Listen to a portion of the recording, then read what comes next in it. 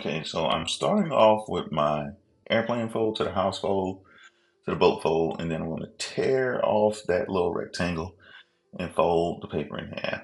Then I'm going to draw my first image only in the first triangle, and then if I draw it dark enough, I can see it to put it on the back of it and trace behind it. Okay, and then I'm going to repeat this. Look, see, it made an impression.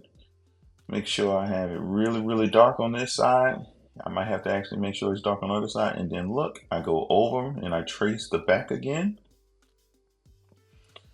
And I start tracing over it. You can see through the paper that there is some outlines that I'm following. And that's my drawing. And then I'm tracing over it, make sure it's good on there. And look, it makes the impression. As it makes the impression, I will go in and trace again.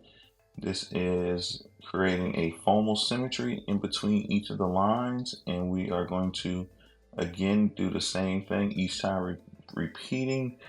We're getting more of the drawing. Look, now I have the whole drawing. I'm going to trace over the back again. As I trace over the back, it's making an impression. I'll have to go over it later again. As I go over it, I'm making sure I'm following my design. It's okay if I miss something, I can always fold the paper back and go back to it. I'm tracing over my outlines and it's making an impression on the other side.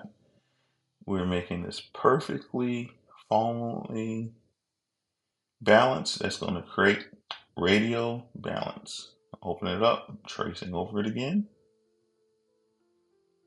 So with this project, after you're finished, you're going to choose either warm, cool, triadic, or analogous color schemes to paint, making sure that you're using different shades and tints of each color.